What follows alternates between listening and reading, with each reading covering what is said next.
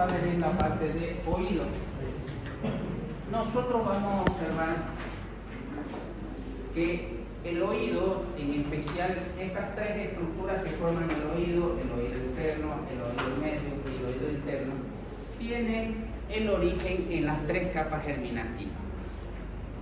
Pero la principal, digamos, el estímulo, o sea, porque siempre tiene que haber una capa germinativa principal que desarrolla las estructuras. En este caso es el mesodermo. En el anterior que vimos era el ectodermo, se desarrollaba principalmente del ectodermo, pero también teníamos que las otras capas germinativas formaban estructuras. En este caso de la misma manera. Principalmente el oído se forma del mesodermo. Ahora, también tiene origen de las otras dos capas germinativas, tanto del ectodermo como del endodermo. Entonces, desarrollo de las tres estructuras, oído externo, oído medio, oído interno. El oído externo, el pabellón de la oreja, es de origen mesodérmico principalmente, donde tenemos proliferaciones mesenquimáticas del primer y segundo arco faríngeo. Eso lo vamos a ver ahorita, simplemente estamos mencionándolo en general. Conducto auditivo externo, igual es el ectodermo. La membrana timpánica, nuestra membrana timpánica, se desarrolla de las tres capas germinativas, o sea, tiene relación, sí o sí tiene las tres capas germinativas, ectodermo, mesodermo y endodermo. Del endodermo también vamos a ver que de la faringe, habíamos dicho, migra, o sea, hacia arriba, se dirige la parte de lo que se desarrolla como la trompa de Eustaquio. Eso migra hacia arriba, llegando hasta el oído medio y lo va a envolver, formando así la caja del tímpano, donde tenemos aquí en su parte interior la parte de los huesecillos del oído, que son de origen mesodérmico, igual del primer y segundo arco faríngeo que vamos a observar ahora. Trompa de Eustaquio, origen endodérmico, primera bolsa faríngea. Y el oído interno vamos a ver que es del ectodermo. Hemos visto que el desarrollo, la parte de la visión, o sea, la parte nerviosa del ojo, era de adentro hacia afuera. Ahora, aquí el oído interno, vamos a observar que es de afuera hacia adentro, pero igual es de origen ectodérmico.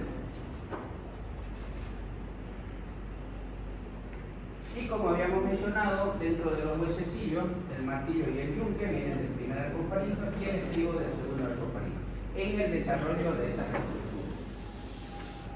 El oído interno, veamos ahora con detalle cada una de las estructuras. ¿Cómo se desarrolla el oído interno? Se divide en tres estructuras: en el pabellón auricular, el conducto auditivo interno y nuestra membrana timpánica. El pabellón auricular, vamos a ver, y se menciona que son 6 proliferaciones, 1, 2, 3, 4, 5, 6 proliferaciones del primer y del segundo arco faríngeo. Esas proliferaciones, vamos a observar que llegan a fusionarse, como estamos viendo aquí, se llegan a fusionar y llegan a desarrollar las estructuras que corresponden al pabellón auricular. Tenemos el trago, el antitrago, el hélice, el antihélice, tenemos la parte de la concha, el hélice, y el antihélice. Tenemos la parte de la concha y el lóbulo de la boca. Todo eso es lo que representa a el pabellón auricular. Ahora, las anteriores ediciones del Lachmann, hasta la edición 12 aproximadamente, si no me equivoco, decía y mencionaba que el conducto auditivo externo se desarrollaba a partir de la primera hendidura faríngea. Pero los últimos estudios, hace unos 10 años aproximadamente, se vio y se descubrió de que no provienen de ahí, sino viene directamente del ectodermo superficial. La primera hendidura, o sea, las hendiduras faríngeas no llegan a desarrollar nada.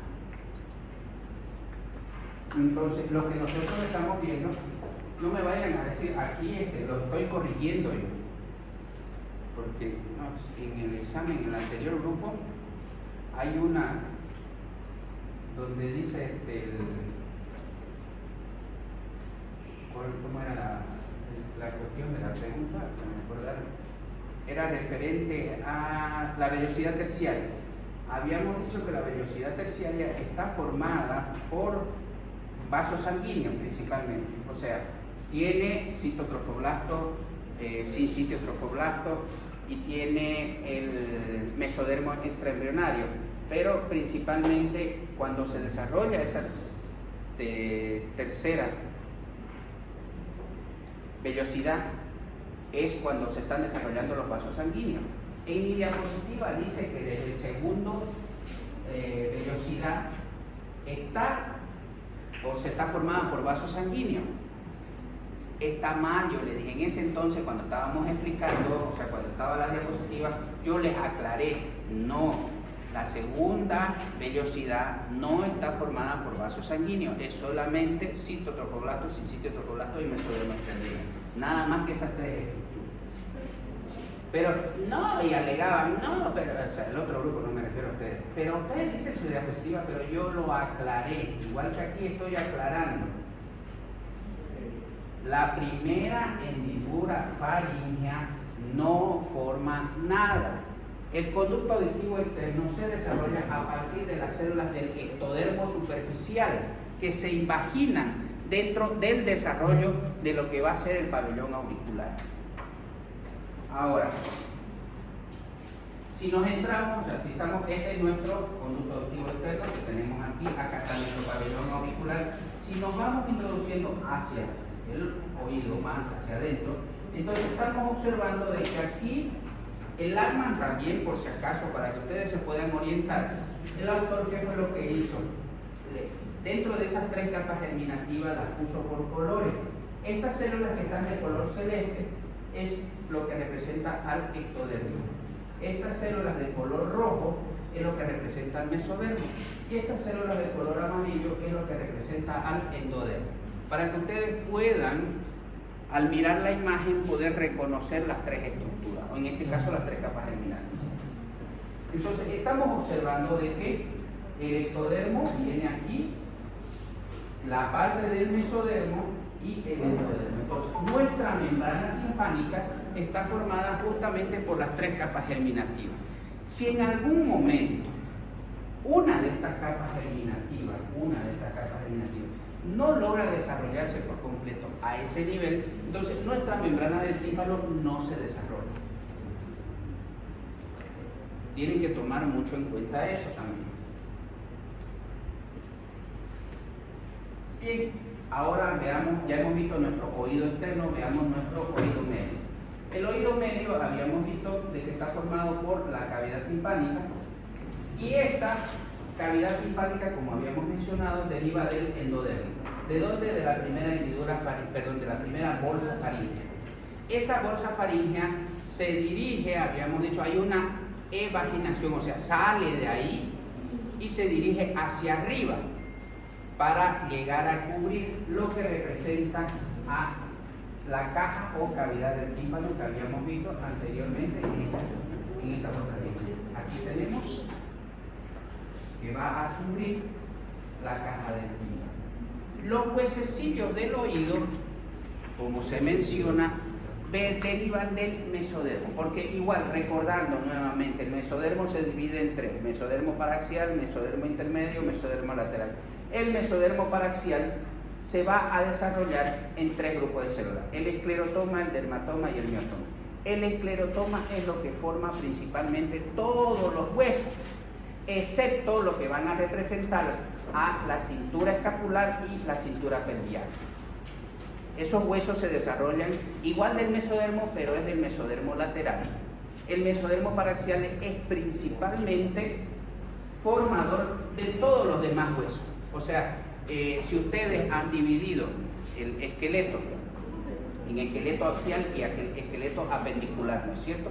En anatomía se divide así: esqueleto axial y esqueleto apendicular. El esqueleto axial y todo lo que corresponde a relación a ese esqueleto axial es que deriva del mesodermo paraxial. El esqueleto apendicular es del mesodermo lateral.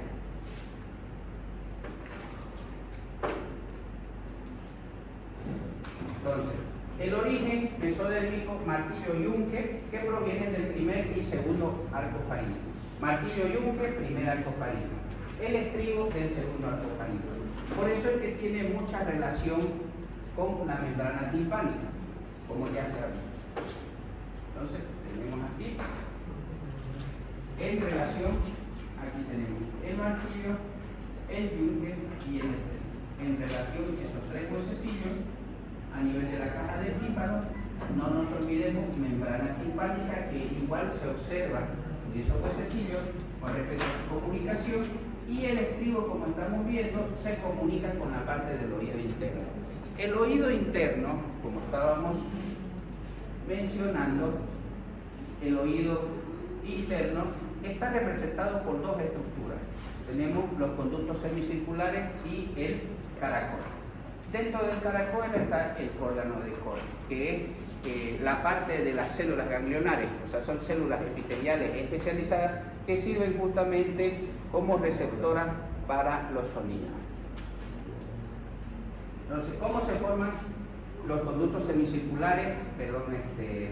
Estas dos estructuras, tanto los conductos semicirculares como el caracol, se van a formar. Primero, tenemos aquí nuestro ectodermo superficial. Esto, recordando, ectodermo superficial. Células mesenquimáticas, este es mesodermo principalmente. Aquí tenemos igual ectodermo, no se olviden de color celeste. Pero estas células de aquí, ¿qué es lo que van a formar? Nuestro tubo neural. Entonces, aquí estamos viendo una placoda, o sea, hay una invaginación, se introduce esas células dentro del mesénquima para formar nuestra fosita óptica. Esa fosita óptica al final se logra cerrar formando la vesícula óptica. Esa vesícula óptica a su vez se va a dividir en dos estructuras, en el utrículo y en el sacro. El utrículo es lo que va a formar los conductos semicirculares y el sacro es lo que va a formar el caracol. Ahora aquí tenemos utrículo, sacro, y este es nuestro conducto coclear, perdón, este es nuestro sacro, conducto endolinfático. Entonces, a las 6 semanas de desarrollo dice, aparecen como evaginaciones. Aquí estamos viendo el utrículo, van a salir evaginaciones, o sea, pequeñas bolsitas, podríamos decirlo de esa manera, donde se van a desarrollar justamente, aparecen como evaginaciones de la porción utricular de la vesícula óptica, y así se originan los tres conductos semicirculares, como estamos viendo aquí. Esos tres conductos semicirculares. Ahora, hay una parte más ancha, que es la porción ampular de esos conductos semicirculares. En la región, dice, de la ampolla, contiene, o qué es lo que vamos a encontrar en esa región, células sensitivas relacionadas con el mantenimiento del equilibrio. Ahora, con relación al caracol y el órgano de Corti, la porción sacular, habíamos dicho, es la que forma el caracol. ¿De qué manera? A estos 22 días de desarrollo de formación del engrosamiento en el ectodermo superficial se denomina placoda óptica, que ya lo hemos mencionado, se imaginan y forman las vesículas ópticas o auditivas. Cada vesícula se divide en dos componentes, uno ventral, que da origen al sacro, y un segmento dorsal, que es el utrículo. En este caso ya hemos explicado el utrículo con relación al desarrollo de los conductos semicirculares. El sacro entonces da origen al conducto, al caracol y el órgano de Corti. Entonces, ¿cómo o de qué manera? Este sacro origina un brote, como estamos viendo aquí, hay un brote, en este sacro hay un brote, empieza a enrollarse, que se va a denominar como conducto coclear. Ese conducto coclear, a su vez, en su interior se va a dividir en tres porciones, o en tres cavidades, tres espacios, ese conducto coclear. Nosotros vamos a ver que hay dos espacios aparte que se va a denominar la rampa vestibular y la rampa timpánica. Entonces, aquí tenemos, si nosotros hacemos un corte a este nivel, vamos a tener nuestro conducto coclear principalmente, que aquí se está desarrollando también la rampa vestibular y la rampa timpánica. En ese conducto coclear primitivo es donde se va a desarrollar nuestro órgano de Corti. El órgano de Corti está representado por la membrana tectórea, como tenemos aquí, y las células ganglionares especializadas. Esas células ganglionares especializadas, toda su fibra van a converger para formar justamente el nervio auditivo.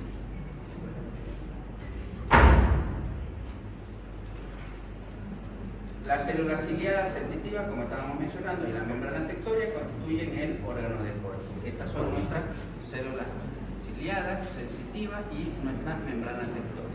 Entonces, todo eso forma el órgano del corazón. ¿De qué manera se transmiten los sonidos?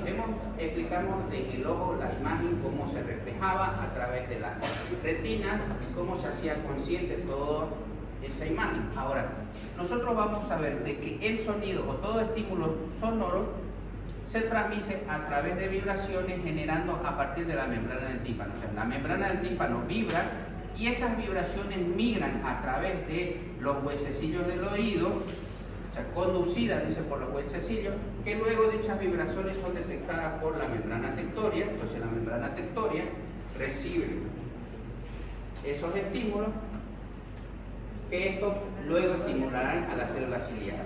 Entonces, dicho estímulo de esas células ciliadas generará impulsos eléctricos que se van a dirigir a través de las fibras que nacen en estas células hacia el nervio auditivo, llevando el estímulo, ya sea sonoro, agudo o grave, hacia el sistema nervioso central para poder hacerlo consciente.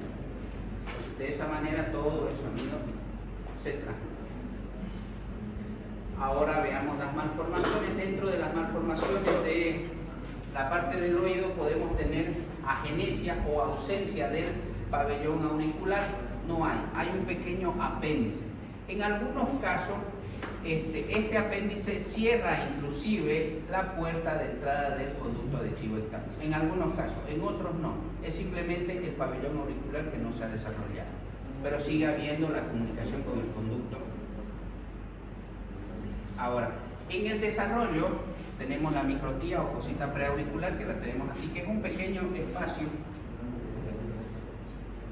un pequeño orificio, un pequeño orificio que se desarrolla por la no formación completa de esas vesículas. O sea, en algún momento, como habíamos dicho, son 6 proliferaciones de primer y segundo arco faríngeo. Esas proliferaciones hay en algún momento una pequeña parte que no se ha logrado fusionar por completo, entonces crea esa cosita, pero no afecta en nada, es simplemente estético, no afecta en la audición.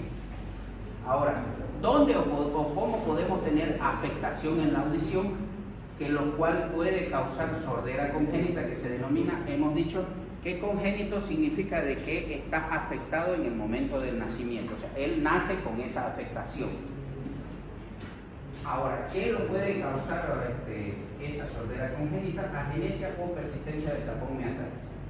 Hablando de eso, sí, nosotros recordamos las cavidades, tanto la boca, inclusive el ano, o sea, todas las cavidades, todos los orificios, no cavidades, todos los orificios de comunicación que está dentro del cuerpo y lo que está fuera del cuerpo, en un inicio cuando se está desarrollando, estas estructuras están cerradas. ¿Para qué? Para que no hubiera una comunicación igual de la misma manera de lo que está dentro del cuerpo de lo que está fuera, de ese recién nacido en desarrollo, perdón, del feto en desarrollo. Para que el líquido amniótico no se comunique con esas estructuras hasta que se logren desarrollar por completo. Una vez se desarrolla por completo, no hay ningún problema si el líquido amniótico está en contacto con esa estructura. Entonces, aquí, a nivel del oído, se forma un tapón meatal que se denomina, que es un tapón de tejido mesenquimal, que una vez se desarrolla en las partes del ojo, este tapón desaparece. ¿Qué es lo que puede suceder? Si persiste este tapón meatal, puede tener sordera congénita. Agenesia o ausencia de la caja del tímpano o de los huesecillos. Como habíamos dicho, si alguna de estas partes, en relación a la membrana timpánica, si alguna de esas 3 capas germinativas no se logra desarrollar por completo, en este caso la que no se desarrolló por completo es la capa del mesodermo y la capa del endodermo para formar nuestra caja del tímpano, entonces va a tener sordera congénita. ¿Por qué? Porque no hay que comunique las vibraciones que vienen del medio externo hacia la parte interna del oído. Y por último, justamente en el oído interno, o sea, todo tiene pabellón auricular, bien, tiene conducto auditivo interno, bien, tiene oído medio, bien, pero no se ha desarrollado por completo el órgano de Corti, o sea, la parte del caracol está incompleta. Entonces también podemos tener sordera congénita. ¿Por qué?